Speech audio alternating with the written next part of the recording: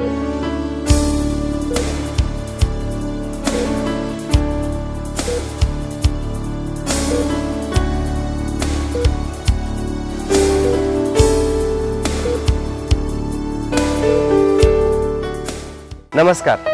Me Sumit Kalokhe the doctor's health care या कार्यक्रमात तुमचं स्वागत करतो।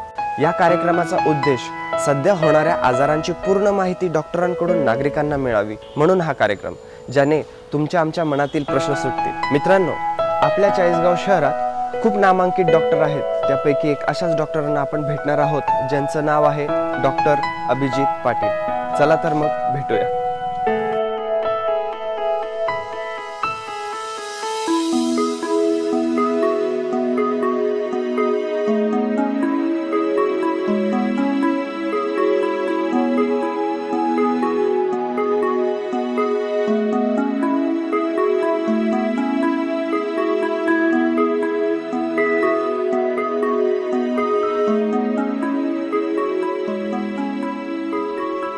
आपण भेटत आहोत डॉक्टर अभिजित पाटील सरांना।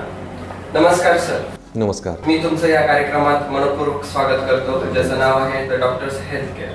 सर, हा कार्यक्रम आपल्या चाळीसगाव शहरात होतोय, याबद्दल तुम्हाला काय वाटतंय की ज्याची सरळ सरळ भेट नागरिकांना डॉक्टरांशी होते, त्याबद्दल तुम्हाला काय वाटतं? ॲक्च्युली खूपच चांगला उपक्रम तुम्ही हाती घेतला आहे। एक प्रकारे एक सामाजिक कार्य म्हणता येईल। म्हणजे बऱ्याचदा आम्ही लेख बऱ्याचदा लिहितो पेपरमध्ये वगैरे, पण लेखमधून बऱ्याच गोष्टी, व्यावहारिक गोष्टी सांगता येत नाही। त्या आज आम्ही सर्वसामान्य जनतेला आमच्या ज्या अनुभव आहे ते शेअर करू शकू। त्यामुळे निश्चितच सर्वसामान्य नागरिकांना या उपक्रमातून काही ना काहीतरी त्यांच्या आरोग्याला आणि त्यांच्या व्याधींना फायदा होणार मला खात्री आहे। Thank you sir. तुमचं आतापर्यंतचं शिक्षण आणि एकंदरीत तुमचा प्रवास कसा झाला? शालेय शिक्षण माझं चाळीसगावात झालेलं आहे, AB हायस्कूलला, आणि MBBSची पदवी मी पुणे विद्यापीठातून घेतली। त्यानंतर मुंबईला कॉलेज ऑफ फिजिशियन सर्जन आहे, तिथून ऑर्थोपेडिकची डिग्री घेतली। तसेच त्यानंतर मला JJ हॉस्पिटल मुंबई, नंतर धुळ्याला जवाहर मेडिकल फाउंडेशन, अकोल्याला विठ्ठल हॉस्पिटल इथेही काम करायची संधी भेटली, आणि त्यानंतर 2003 साली चाळीसगावला प्रॅक्टिस सुरू केली। सर, प्रत्येक सक्सेसफुल माणसाच्या मागे कोणाचा नाही कोणाचा तरी हातभार असतो, तसंच तुमच्या सक्सेसफुल जीवनामागे कोणाचा हातभार? तसं एक नाव घेणं कठीण आहे, पण तरी व्यक्तिमत्व घडवणं म्हणजे आई वडील आणि मित्रांचा मोठा सहभाग आहे। आणि करिअर घडवणं माझे मोठे बंधू चित्रसेन पाटील आणि माझी अर्धांगिनी भार्या डॉक्टर सौलीना पाटील, त्यांनी पदोपदी मला करिअरमध्ये त्यांचं खूप योगदान झालं आहे। त्याचं नाव घ्यायला नक्कीच मला आनंद होईल, दोघांचंही आणि आई वडिलांचंही। तसंच मला ह्या जे चाळीसगाव तालुकावासी जे नागरिक आहे शहरातल्या आणि ज्यांनी भरभरून प्रेम दिलं, त्यांच्यामुळे पण आज या ठिकाणी आज मी येऊ शकलो आहे। त्यांचं पण नाव घेणं आवश्यक आहे। सर, हे क्षेत्र आणि हीच फील्ड निवडण्यामागचं तुमचं कारण? तसं मला शालेय जीवनापासूनच बायोलॉजी म्हणजे जीवशास्त्रामध्ये इंटरेस्ट होता, आणि माझी मोठी बहीण पण MBBSला गेली होती BJ मेडिकल पुण्याला, तर तिचा एक माझ्यावर इम्पॅक्ट होता, प्रभाव होता। त्यामुळे MBBSकडे जायचा निर्णय आपोआपच झाला। आणि ऑर्थोपेडिक विषयी म्हणाल तर मग आमचे JJ पण ऑर्थोपेडिक आहे सर्जन डॉक्टर अभिजित पाटील, त्यांचा पण प्रभाव असल्यामुळे ऑर्थोपेडिकची इच्छा झाली क्षेत्रात जायची। अस्थिरोगामध्ये सर्वात जास्त पेशंट तुम्हाला कुठले आढळतात? खूप चांगला प्रश्न आहे।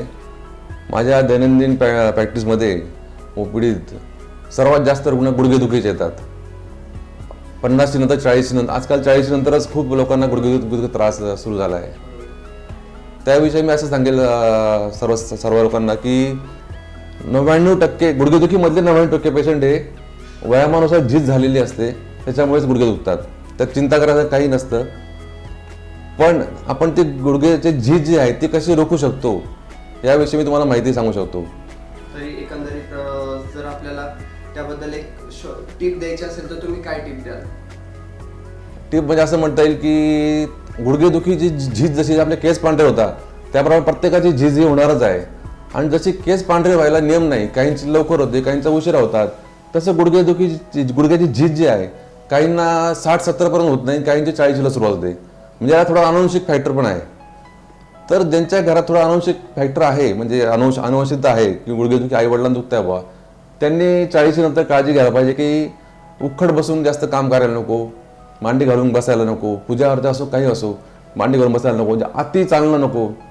आता मला सांगायला म्हणजे हरकत नाही, पण जे लोक जातात पंढरपूरला म्हणा किंवा कुठल्याही नर्मदा परिक्रमा पायी फिरायला जातात, ते आले की त्यांची गुडघ्याची झीज ही 100% 5 वर्षाने वाढून जाते. अर्थातच ज्यांना त्रास नाही आहे त्यांना काही अडचण नाही, पण ज्यांना त्रास आहे गुडघ्यांचा थोडाफार, त्यांनी असं अति पायी चालणं टाळलं पाहिजे. जिना असेल कुठे जिना तो वर खाली करणं टाळलं पाहिजे. आणि आमच्याकडे काही व्यायाम आहेत गुडघ्यांचे, ते व्यायाम सांगितले तर निश्चितच त्या व्यायामाने झीज कमी होऊ शकते, म्हणजे कंट्रोल होऊ शकते. झीज होणार वयामानुसार, त्याला काही इलाज नाही.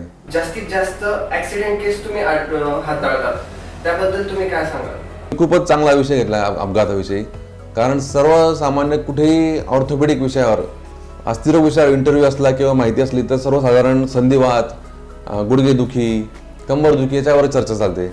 पण मी तर असं म्हणेल की अपघात, ॲक्सिडेंट हा मोठा समाजाला लागला एक मोठा आजार आहे. त्याच्याविषयी खूप जनजागृतीची गरज आहे. कारण अपघातामुळे कायमस्वरूपी अपंगत्व येऊ शकतं, एक आयुष्य, एक कुटुंब उद्ध्वस्त होऊ शकतं. त्यामुळे त्याच्याविषयी मला भरभरून बोलायचं काय आहे, तर तुमच्या परवानगी असेल तर बोलतो मी. तर खूप काळजी घेतली पाहिजे ड्रायव्हिंग करताना. तरुण मुलं जे आहे 15 ते 25 वयोगटातले, ते इतके बेभान आणि बेछूट गाडी चालवतात, त्यांना लक्षात येत नाही की आपलं जे शरीर, देवाने अनमोल शरीर दिले लाख मोलाचं, त्याचं ते नुकसान करतात. तसंच नाईट ड्रायव्हिंगचं आजकाल खूप प्रमाण वाढलं आहे. लोकांकडे वेळ नाही, पण नाईट ड्रायव्हिंग हे 100% अवॉइड केलंच पाहिजे. अजून सांगायचं म्हटलं तर आपल्या लहानपणी जे रस्ते, चाळीवर रस्ते होते, तेवढे रस्ते आज आहे रुंदी, आणि वाहन वाटले 1000 पट, तर ॲक्सिडेंटची शक्यता नक्कीच वाढली आहे. तर तुम्ही शहरामध्ये गाडी चालवताना 15 ते 20 स्पीडच्या वर जायलाच नाही पाहिजे. आपल्या पुढे सायकल गेली चालेल, पण 15 ते 20च्या स्पीडला ॲक्सिडेंट शक्यता होऊ शकत नाही. मध्ये कुत्रा आलं, काय आलं, आपण म्हणतो माझी काही चुकी नाही, पण तुम्ही स्लो असाल तर तुम्ही जागीच पाय टेकून उभे राहून जाल. आणि हायवेला जात असाल, शक्यतो हायवेला 2 व्हीलर जाऊच नाही, पण काही वेळेस नाहीला असतो, तर 30-40 न जावं, तर कधीच ॲक्सिडेंट होणार नाही, असं माझं एक सल्ला आहे सर्व समाजाला, की तुम्ही तुमच्या शरीराचं नुकसान करू नका. आणि एक 50% ॲक्सिडेंट एक मुद्दा राहिला, दारू पिऊन ॲक्सिडेंट झालेले असतात मद्यपान केल्यामुळे. तर मद्यपान करून कधीही वाहन चालू नका, त्याच्याने तुम्हाला नंतर पश्चाताप करून काही उपयोग होत नाही. एकदा तुमच्या शरीराची हानी झाली की नंतर काही उपयोग नाही. त्यामुळे मद्यपान करून कधीही कोणीही गाडी चालवण्याचा मी कळकळी सल्ला देईल सर्वसामान्यांना. सर, सध्या हाडांचा ठिसूळपणा याचा लोकांना बराच त्रास होतोय, त्यावर तुम्ही काय सांगाल? अगदी खरं आहे. हाडांचा ठिसूळपणा, थोडंसं गुडघेदुखी, कंबरदुखी सगळे एकत्रच एकमेकाशी रिलेटेडच आजार आहेत. पण ठिसूळपणा 100% वाढला आहे आजच्या पिढीत, हे तेवढं सत्य आहे. याचं कारण म्हणजे खेळण्याचा अभाव मुलांमध्ये, व्यायामाचा अभाव. आहारात आपण काही बदल करू शकत नाही. आपण जे म्हणतो आहार हायब्रिड झालं आहे, त्याला तर आपल्या हातात काही गोष्टी नाही त्या, पण व्यायाम आपल्या हातात आहे. आपल्या मुलांना आपण शक्य तेवढं मैदानी खेळाकडे वळवलं पाहिजे. कारण नुसत्या आहाराचा संबंध नाही आहे. तुम्ही जेवढं व्यायाम कराल, मैदानी खेळ खेळाल, आणि आहार तर पाहिजेच. आहारामध्ये कॅल्शियममध्ये दूध आहे, अंडी आहे, बदाम आहे, आणि खूप महाग गोष्टी खायची गरज नाही. आपला जो भारतीय चौरस आहार म्हणतो, चौरस आहार म्हणजे वरण भात भाजी पोळी, त्याच्याने पण तुमचं आवश्यक तेवढं कॅल्शियम तुम्हाला शरीरामध्ये मिळू शकतं. कंबरदुखी आणि पाठदुखी यावर सध्या लोकांचं खूप प्रमाण वाढलंय असं मला वाटतं, आणि तुम्हाला ते पेशंट जाणवत असतील जास्त प्रमाणात, तर तुम्ही याबद्दल काय सांगाल? कंबरदुखी विषयी पुन्हा मी तेच सांगेल की आपली जी लाईफस्टाईल आहे त्याच्यामध्ये आपले बसायची पद्धत, वाकायची पद्धत, काही कामगार वर्ग आहे तो बिचारा कष्ट करतो, वाकून काम करतो, तेव्हा त्याला भान राहत नाही, त्याला काम संपवायचं असतं, पण त्याने थोडंसं कमरेकडे जास्त ताण न देता वाकून काम केलं पाहिजे. आणि आपण जे शहरात राहतो त्यांनी पण वागताना, बादली उचलताना वगैरे काळजी घेऊन कामं केली पाहिजेत. आणि बसायची पद्धतमध्ये पण काही सुधारणा आवश्यक आहे. पुन्हा तिथे कॅल्शियमचा विषय येईल, पुन्हा तिथे व्यायामाचा विषय येईलच. व्यायामाशिवाय पर्याय नाही. काही ठराविक व्यायाम हे 100% केलेच पाहिजे. त्याच्यामध्ये मी सांगू इच्छितो की व्यायामाचे प्रकार आहेत, योगासनं आहे आणि काही ताकदीचे व्यायाम आहे. तर योगासनाची जागा तिथे योग्य आहे. योगासनाची जागा दुसरे व्यायाम घेऊ शकत नाही. पण ताकदीचे व्यायाम म्हणजे आपण डंबेल्स उचलणं म्हणतो किंवा जोर म्हणतो, डिप्स म्हणतो, त्याला पण पर्याय नाही. ताकदीचे व्यायाम केलं तरच तुमचं कॅल्शियम हे वाढणार. तर माझं एक सगळ्या समाजाला सांगणं आहे की अर्धा तास का होईना व्यायाम करा. अजून एक मी लेक्चर ऐकलं होतं डॉक्टर पुण्याचे. त्यांनी सांगितलं की चालणं हा व्यायाम नाही. चालणं हा व्यायाम नाही म्हणजे चालू नाही का, नाही चालावं. त्यांचं म्हणलं चालणं हे तर मिनिमम आहे. चालणं हे तर मिनिमम आहे. चालणं तुम्ही उद्या म्हणाल काही वर्षांनी 20 वर्षांनी की मी आज 2 तास बसलो तर बसणं व्यायाम होईल का? आवश्यक. तसं चालणं हा कंपल्सरी आहे. ते मिनिमम आहे. त्याच्या उपर तुम्ही ताकदीचे आणि योगासनं केले पाहिजे. पण पुन्हा मी पहिला मुद्दा सांगेल की ज्यांना गुडघे त्रास आहे त्यांनी चालणं मात्र कमी ठेवावं.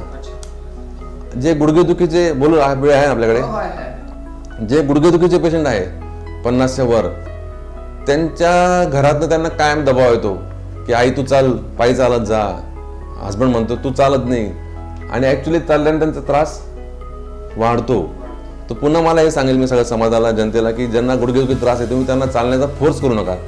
त्यांना चालल्याने गुडघेदुखी वाढणार. आणि क्वचित प्रसंगी यांना डायबिटीजचा आजार असतो. मग त्यांना ते डायबिटीजचे डॉक्टर सांगतात की तुम्ही चला आणि आम्ही सांगतो चालू नका. असे त्यांच्या पेचात पडता पेशंट. पण अशा वेळी मग डायबिटीज हा थोडासा आहार आणि वगैरे कंट्रोल करून चालणं मात्र कमीत कमी ठेवण्याचा पर्याय राहत नाही. सर तुम्ही गुडघेदुखी यावर उपाय काय सांगणार? गुडघेदुखीला पुन्हा मी सांगेल की आता पहिले सांगितलं त्याप्रमाणे व्यायाम तर आहेतच. माझ्याकडे ते चार्ट आहेत काही व्यायामाचे. प्लस मेडिसिन, त्याला गोळ्या औषध हा उपचार आहे. आपल्याकडे पेन किलर ह्या बऱ्यापैकी बदनाम आहेत. पेन किलर घेऊन येवा किडनी खराब होता. पण पेन किलर फक्त पेन किलर नसतात, त्या अँटी इन्फ्लेमेटरी म्हणजे सूज पण कमी करतात. त्यामुळे कधीतरी NSAID म्हणजेच ती पेन किलर गोळी यायला हरकत नाही. त्याच्या उपर ज्या लोकांना खूप गुडघेदुखी त्रास वाढला आहे आणि ह्या गोळ्यांनी पोट दुखतं किंवा गोळ्यांना उपयोग होत नाही, अशा वेळेस त्यांना ऑपरेशनचा पर्याय विचार करायला हरकत नाही. आजकाल नवीन पद्धती, नवीन टेक्निकमुळे ऑपरेशन खूप सोपं झालं आहे आणि जीवाला धोका किंवा खूप लोकांना भीती आहे ऑपरेशनची, ती पण लोकांनी काढली पाहिजे. त्याच्याने खूप लाईफस्टाईलमध्ये इम्प्रूव्हमेंट होते ऑपरेशन नंतर. आणि जॉईंट रिप्लेसमेंट ऑपरेशन म्हणजे पूर्ण सांधा आपण बदलतो. त्याचा फक्त एकच ड्रॉबॅक म्हणता येईल की ऑपरेशन खूप खर्चिक आहे. त्यामुळे ग्रामीण भागातले जे आपले शेतकरी वर्ग मित्र आहेत त्यांना तो खर्च परवडत नाही. पण आता गव्हर्नमेंट नवीन राजीव गांधी स्कीममध्ये हे जे ऑपरेशन आहे सांधा बदलायचं, कृत्रिम सांधारोपण, त्याला ते इन्क्लूड करायचा प्रयत्न चालला आहे. तसं झालं तर मग खूप सोपं होईल. Thank you sir. तर मित्रांनो, हा भाग बघून तुमच्या मनातील प्रश्न नक्कीच सुटले असतील असं समजून मी सुमित काळोखे तुमची रजा घेतो. पुन्हा भेटू पुढच्या भागात एका नवीन विषयावर, एका नवीन डॉक्टरांसोबत. पाहत राहा द डॉक्टर्स हेल्थ केअर. स्वस्थ राहा, मस्त राहा. धन्यवाद.